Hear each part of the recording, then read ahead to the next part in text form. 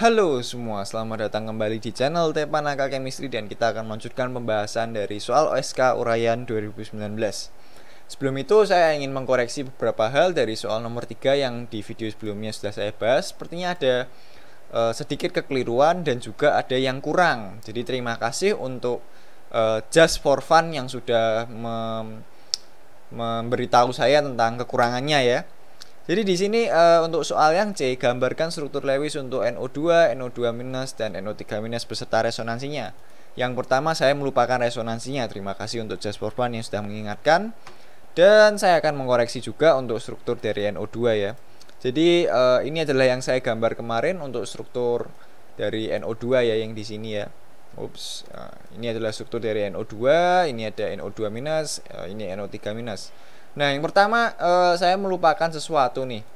Untuk struktur yang NO2 ini adalah struktur yang kurang tepat ya. Ini adalah struktur yang keliru. Karena di sini nitrogennya memiliki 9 elektron di kulit terluarnya sehingga ini nggak mungkin. Ini tidak ini melebihi aturan oktat. Jadi untuk unsur periode kedua itu tidak mungkin elektronnya lebih dari 9 untuk unsurnya. Sehingga yang tepat adalah kira-kira seperti ini ya gambarnya ya. Jadi ini kita punya O dan N, ini ikatannya adalah tunggal, dan elektron dari N ini disumbangkan ke O sehingga O yang di sini bermuatan negatif atau muatan formalnya -1. Sedangkan N yang di tengah ini muatan formalnya adalah +1 ya. Kenapa kok dia +1? Karena dia elektron valensinya ada 5. Kemudian elektron ikatannya ada 6 ya, karena ada 3 ikatan, sehingga dikurangi 3, dikurangi setengah kali 6, dan dikurangi 1, sehingga dia muatan formalnya +1. Kemudian struktur resonansinya tinggal ini elektron di sini dipindahkan ke ikatan di sini, dan elektron yang diikatan dengan O ini kita kasih ke O sehingga dia kira-kira jadi seperti ini, dan dia muatan formalnya untuk N ini tetap +1, tapi muatan formal untuk O-nya yang di sebelah sini jadi 0 dan yang dipindah ke sini jadi -1. Dan untuk resonansi yang lain juga sama, kira-kira mirip-mirip ya, tinggal dari muatan negatif elektronnya diberikan ke ikatan dan elektron yang diikatan diberikan ke oksigen sehingga dia jadi negatif. Sama ini untuk NO2- seperti ini untuk NO3- seperti ini ya untuk struktur resonansinya ya. Nah, di sini ini ada yang saya tandain di sini ya, ini adalah panah resonansi. Jadi di kimia itu ada banyak panah, ada panah resonansi, ada panah reaksi, ada panah kesetimbangan. Kemudian di sini ada panah pergerakan elektron ya. Jadi kalau elektron bergerak misalnya dari sini dari muatan negatif jadi ikatan, dia panahnya melengkung gini, ini adalah panah pergerakan elektron. Kemudian ini panah resonansi, dan panah yang biasa, panah yang lainnya ada banyak panah. Jadi saya tandain di sini untuk supaya kita tahu aja. Nah, kita akan langsung lanjut ke nomor 4 ya di sini ya. Nomor 4, produksi asam asetat dari asetilena. Asam asetat secara industri dapat dibuat dengan menggunakan bahan dasar gas etilena C2H4. Nah, di sini berarti soalnya agak keliru ya. Ini bukan asetilena tapi etilena ya ini ya.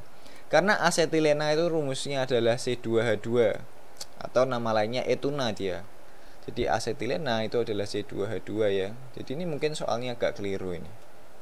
C2H2, judulnya maksudnya yang agak keliru. C2H2. Langkah pertama, gas asetilena dioksidasi menjadi astaldehid CH3CHO dengan katalis PdCl2CuCl2. Kemudian oksidasi dilanjutkan dan asetaldehida dirubah menjadi asam asetat dengan menggunakan katalis Mn asetat 2 kali. Asam asetat yang terbentuk dilarutkan dalam air. Tuliskan 2 tahapan reaksi perubahan asetilena menjadi asam asetat. Yang pertama tadi ada ini bukan asetilena ya, sekali lagi ini adalah etuna ya. Untuk yang di soal ini kita pakainya gas etilena C2H4 bukan asetilena. Jadi tuliskan 2 tahapan reaksi perubahan etilena menjadi asam asetat. Jadi gampang sekali untuk yang ini kita punya C2H4 ya. Ini apa ini? Gas apa ini? Sepertinya gas ya kalau lihat dari soalnya ya. Gas asetilena. Oke, ini gas etilena, sekali lagi ini soalnya keliru ini. Gas etilena C2H4 direaksikan dengan apa ini? Dengan oksigen. dioksidasi menjadi asetaldehida. Oke, berarti ini dengan oksigen ini. Dengan oksigen dioksidasi menjadi asetaldehida. Asetaldehida memiliki rumus C2H4O ya. C2H4O. Ini gas asaldehid sepertinya tadi, kalau nggak salah ya. Menjadi asetaldehida. Oh, nggak ada keterangannya, nggak apa-apa. Nah, di sini untuk reaksinya supaya setara ini kita kali 2 ya. Dan jangan lupa karena dia reaksi dengan katalis, kita tambahkan katalisnya di atas tanda panahnya. Jadi katalisnya adalah PdCl2 CuCl2. Ini untuk reaksi tahap yang pertama. Untuk tahap yang kedua, asetaldehid ini kita ubah menjadi asam astat CH3COH. Ini gas di sini kita lihat, kemudian dioksidasi dilanjutkan dan asetaldehida dirubah menjadi asam astat dengan menggunakan katalis katalis mangan astat 2 kali. Oke. Jadi sama reaksinya, ditambah dengan oksigen dengan mangan astat ya, ini ya, Mn astat 2 kali. Astat itu OAC sama aja lah, OAC 2 kali ya. Dia diubah menjadi CH3COH. Jadi ini gas juga. Sehingga kalau kita mau reaksinya setara, ini C2H4O2 ya, maka ini sama juga kita kalikan 2 di sini. Ini adalah reaksinya untuk 2 tahap tersebut. Dan kemudian sebanyak 50 mol gas asetilena lagi. Di sini etilena ya, ini soalnya banyak keliru ini. Sebanyak 50 mol gas etilena pada temperatur 27 derajat Celcius, atau dalam kata lain dia 300 Kelvin ya. 300 Kelvin. Ups, sulit sekali. 300 Kelvin. Dan tekanan 1,05 atm. Dioksidasi bertahap dan diperoleh 1600 gram larutan asam astat larutan A dengan kerapatan 1,055 gram per cm kubik atau gram per mil. Sebanyak 2,5 mil larutan A diambil dan ditambahkan air sehingga diperoleh larutan sebanyak 1 liter larutan B. Nilai pH larutan B yang diperoleh adalah 3,20. Hitung volume gas asetilena yang digunakan untuk reaksi ini. Nah, jadi kita disuruh menghitung volumenya. Kita sudah tahu kalau molnya di sini adalah 50, temperaturnya 300 Kelvin, tekanan 1,05 atm. Dan kalau nggak ada data lain, ini karena ini masih soal OSK, kita asumsikan dia gasnya adalah gas ideal. Sehingga kalau dia gas ideal, berlaku persamaan gas ideal ya. Persamaan gas ideal, Oke. Persamaan gas ideal PV sama dengan nRT.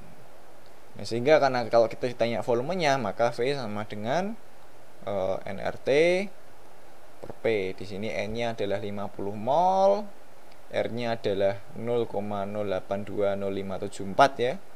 820574. Ini kalau saya nggak salah ingat segini ya nilainya ya. Benar atau enggak nih saya nggak yakin. 0,082057. Kemudian T-nya adalah 300 Kelvin. Dibagi dengan P-nya di sini berapa P-nya? P-nya adalah 1,05 atm. Nah, kita akan ketemu nanti jawabannya volumenya sebanyak 50 kali 0,082 kali 300 dibagi 1,05. 1172 liter ya, 1000 liter atau 1 meter kubik kira-kira. 1172 liter. Oke, jadi ini adalah lanjutan. Jangan kaget kalau tiba-tiba saya ganti pakaian ya, ini karena memang direkam di hari lainnya. Kita akan lanjut ke soal C. Hitung konsentrasi molar dan persentase massa asam astat dalam larutan A. Oke, kita dikasih data ini, diketahui Ka asam astat 2 kali 10 pangkat minus 5 sebanyak 2,5 ml larutan, ditambahkan air berarti diencerkan ya sampai 1 liter, dan pH larutan B adalah 3,2. Oke, kita tahu kalau kesetimbangan kita punya, misalnya kita punya di sini kita punya Ha ya. Asam astat kita tulis saja Ha, dia akan setimbang. Ya kita tulis jadi H+ dan A-. Sebenarnya jadi H3O+ ya, cuma nggak apa-apa lah kita tulis H+ A- saja. Nah, dimana ketika kita punya dia konsentrasi awalnya sebanyak X, dia akan berkurang sebanyak H+. Jadi seberapa banyak dia berkurang itu akan menjadi konsentrasi H+-nya ya. Jadi ini jadi H+ di sini. Sini jadi H+ juga. Jadi kita asumsikan di sini kalau konsentrasi dari H+ sama dengan konsentrasi dari A-. Meskipun sebenarnya ceritanya nggak sebegitunya ya, cuma nggak apa-apa, kali ini kita asumsikan seperti itu. Nah, untuk keseimbangannya maka kita punya konsentrasi H+ kuadrat dibagi konsentrasi awal dikurangi dengan konsentrasi H+, itu akan sama dengan nilai Ka dari asam tersebut ya. Nilai Ka-nya 2 kali 10 pangkat minus 5. Nah, di sini kita dikasih tahu H+-nya berapa. Di sini ada nggak H+-nya berapa? Oh, ada nih, ada 3,2 ya. Jadi H+ di sini sama dengan 10 pangkat minus pH. 10 pangkat minus pH, dan pH-nya di sini adalah 3,2 ya. Maka ini akan sama dengan 10 pangkat minus 3,20. Ini berapa ini? Oke, 10 pangkat minus 3,2, 10 pangkat minus 3,2. Ya, kira-kira 6,31 kali 10 pangkat minus 4 ya. Ini kira-kira segini ya. 10 pangkat minus 4. Nah, jadi kalau kita susun ulang persamaan yang ini, kita susun ulang, kita akan dapat kira-kira persamaannya nanti kayak gini nih. Sebentar, saya lihat dulu. Oke. Kita akan dapat persamaan kira-kira H+ kuadrat ditambah Ka1 ditambah Ka ya, ditambah Ka dikali dengan H+ dikurangi Ka dikali X, ini akan sama dengan 0. Nah, ini yang kita masukkan ke dalam kalkulator ya. Ini adalah suatu persamaan kuadrat. Tapi di sini sebenarnya kita sudah tahu H+-nya berapa, kita sudah tahu Ka-nya berapa, kita tinggal nyari X-nya berapa. Jadi kita boleh tulis juga X sama dengan ini kita pindah ke kanan ya. Berarti nanti kita akan mendapatkan X sama dengan H+ kuadrat ditambah Ka dikali H+ dibagi dengan Ka. Nah, dari sini nanti kita akan dapat X-nya berapa di sini ya. Jadi H+ kuadrat ditambah dengan Ka-nya 2 kali 10 pangkat min 5 dikali dengan H+ dibagi dengan Ka 2 kali 10 pangkat minus 5. Kita akan ketemu X-nya adalah di sini menurut kalkulator X-nya sekitar 0,02054 ya, kira-kira segini molar. Jadi konsentrasi dari asam asetat yang kita dapatkan di sini, hitung konsentrasi molarnya, ini adalah asam asetat, dan ini adalah larutan B yang kita ukur pH-nya. Jadi larutan B itu adalah hasil pengenceran dari larutan A ya. Jadi larutan A kita perlu cari tahu molaritasnya berapa. Caranya gampang sekali. Caranya gampang sekali, tinggal pakai rumus pengenceran, yaitu M1V1 sama dengan M2V2.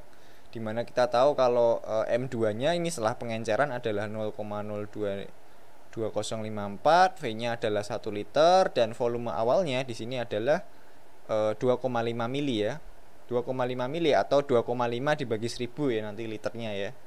Maka kita akan dapat konsentrasi awalnya atau konsentrasi dari larutan A itu adalah 0,02054 dikali dengan 1 liter dibagi dengan 2,5 mili.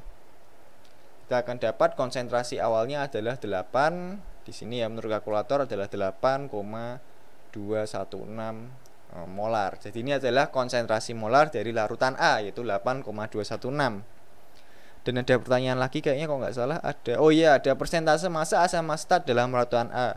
Jadi larutan A ini ada 1600 gram ya, larutan A ya.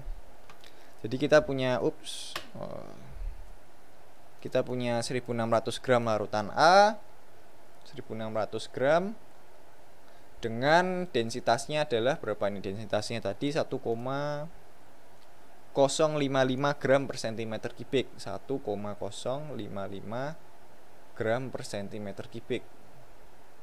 Nah, maka dari dua data ini kita dapat menemukan volume dari larutan yang kita ukur tadi. Volume larutan A itu adalah 1600 dibagi 1,055, atau kita dapat 1517 ya, sekitar 1517 ml atau cm kubik, sama aja. Ini adalah volumenya dari larutan A ya. Nah, kita tahu kalau konsentrasinya adalah 8,216 molar, itu konsentrasi asam asetatnya. Maka mol asam astatnya itu akan sama dengan 1,517 liter dikali dengan 8,216 molar. Ini adalah mol dari asam astatnya ya. Jadi kita bisa dapat nanti molnya berapa ini? 8,216. Ya kira-kira molnya sekitar 12 lah, sekitar 12,46 mol ya, kira-kira sekitar segini ya. Ini kira-kira. Maka massa asam astatnya, masanya itu akan sama dengan molnya dikali mR-nya. Di sini mR dari asam astat adalah 60 gram per mol. Jadi 60 gram per mol, asam astat itu CH3COH 60 gram per mol ya. Dikali dengan 12,46, kita akan dapat masanya adalah sekitar 740. Ya kira-kira sekitar 748 gram lah, kita bulatkan aja biar enak. Tapi nanti kalau kita menghitung di OSK tolong gunakan ketelitian ya, angka penting dengan baik ya. Nah, kita dapat masanya segini, 748 gram. Sedangkan massa larutannya, jadi massa larutannya di sini ya, ini adalah 1600 gram. Oleh karena itu, persennya adalah persen asam astat dalam larutan tersebut adalah 748. Jadi ini persentasenya ya, ini akan sama dengan 748 dibagi dengan 1600. Ini akan sama dengan, oh ya lupa, kalau persen berarti dikali 100 ya, kali 100% ya. Ini akan sama dengan kira-kira sekitar 46,7% lah. Kira-kira sekitar segini ya. Kira-kira sekitar 46,7%. Itu untuk soal apa ini? Soal C bukan? Ya, soal C. Nah, pertanyaan soal D, hitung persen perolehan persen konversi asetilena menjadi asam astat. Jadi kita punya asetilena tadi 50 mol ya. 50 mol gas asetilena. Dan kita dapat molnya dari asam astat di sini adalah 12,46 mol ya. Jadi molnya asam astat cuma 12,46. Maka karena perbandingannya 1:1, maka persen rendemennya atau persen yield atau rendemen ya akan sama dengan 12,46 dibagi dengan 50 dikali dengan 100%. Nah, kita akan dapat ini 24,9%. Kira-kira segitu ya untuk persen perolehan dari asam astatnya di sini. Nah, itu saja untuk soal nomor 4. Oke, karena saya lagi semangat, kita akan langsung lanjut ke soal nomor 5, yaitu reaksi 2-bromobutana. Senyawa 2-bromobutana jika direaksikan dengan KOH C2H5OH panas akan dihasilkan 3 isomer butena ABC. Jadi KOH C2H5OH panas ya, ini adalah suatu reagen eliminasi yang digunakan untuk mengeliminasi ya. Jadi kita punya 2-bromobutana. Di sini. Nah, ini sebenarnya adalah suatu senyawa yang kiral ya, dia punya 2 stereoisomer ya. Dan ini adalah suatu alkil halida. Jadi alkil halida dia dapat disubstitusi atau dapat dieliminasi. Kedua reaksi tersebut adalah reaksi yang sebenarnya bersaingan, tapi di kasus ini karena kita menggunakan KOH C2H5OH panas, dia produknya adalah dominan eliminasi ya, bukan substitusi ya. Itu kondisi khusus. Kalau misalnya kita gunakan OH- biasa dan dia nggak kita panaskan, nggak kita masukkan etanol, mungkin ada reaksi substitusi juga. Substitusinya adalah SN2 atau SN1 tapi lebih dominan SN2 ya di sini ya. Nah, kita panaskan akan terbentuk, kita panaskan dalam KOH dan C2H5OH ya. Kemudian kita panaskan, tulis saja segitiga di sini. Dia akan membentuk ABC. Ini adalah produk eliminasi sebenarnya. Oke, dia akan membentuk isomer butena ABC. Jika produk yang paling kecil A diozonolisis, maka akan menjadi formaldehida dan aldehid lain dalam jumlah yang sama. Jadi di sini yang dimaksud produk paling kecil itu sebenarnya bukan ukurannya paling kecil, tapi jumlahnya paling kecil ya, atau jumlahnya paling minor ya. Maka akan dihasilkan formaldehida dan aldehid lain dalam jumlah yang sama. Ozonolisis pada B dan C akan menghasilkan produk tunggal yang sama D. Tentukan struktur molekul senyawa A, B, C, dan D dan tuliskan bersama reaksinya. Jadi produk yang paling kecil atau produk A, ketika diozonolisis dia akan menghasilkan formaldehida ya. Formaldehida strukturnya seperti ini, dan aldehid yang lain yang kita nggak tahu. Jadi reaksi untuk suatu reaksi ozonolisis, misalnya kita punya R ini gugus alkel sembarang ya. Misalnya kita punya suatu alkena. Kalau kita ozonolisis, misalnya kita O3 kemudian kita work up dengan misalnya apa ya? Misalnya dengan dimetil sulfida lah. Dia akan menghasilkan suatu karbonil ya. Jadi reaksi ozonolisis ini dia akan menghasilkan karbonil. Caranya gimana? Kita potong alkenanya di sini. Ini kita potong. Kemudian masing-masing potongannya kita hubungkan dengan oksigen. Jadi untuk yang pertama ini misalnya saya tulis ini R1, ini R2 ya. Yang pertama dia akan jadi seperti ini untuk R1, dan untuk R2 dia akan jadi seperti ini ya. Jadi kita potong kemudian kita hubungkan ke oksigen. Kira-kira gitu aja. Ini untuk ozonolisis yang di work up dengan reduktif. Jadi di sini kita pakainya O3 dan Me2S. Kalau kita pakainya misalnya work up-nya dengan suatu asam peroksida, dia akan menghasilkan asam karboksilat di sini ya. Tapi di sini enggak, di sini hanya aldehid aja. Nah, produk A ketika kita ozonolisis, jadi produk A ini adalah produk paling minor ya, produk paling dikit ya, akan menghasilkan formaldehida dan aldehid yang lain. Jadi kita punya 2 bromobutana, kita eliminasi, dia akan menghasilkan suatu produk A, di mana produk A ini akan menghasilkan formaldehida dan suatu aldehid yang lain. Nah, untuk menghasilkan formaldehida dari ozonolisis, kita tahu kalau formaldehida ini karbonnya cuma ada 1. Sehingga alkena yang di A ini harus adalah alkena yang ikatan rangkapnya ada di ujung. Jadi kemungkinan besar dia akan mengeliminasi seperti ini ya. Jadi ini misalnya kita punya basa. Nah, eliminasinya akan seperti ini. Basanya akan mengambil H, kemudian ini ke sini dan ininya akan keluar, sehingga produk A itu adalah 1 butena. Jadi ini adalah produk A ya. Ketika kita ozonolisis ini, ketika kita ozonolisis ya, ozonolisis, produk A ini akan menghasilkan formaldehid. Formaldehidnya tentu dari karbon yang ini ya, ini menghasilkan formaldehid. Kemudian 3 karbon lainnya dia akan menghasilkan propanaldehid ya.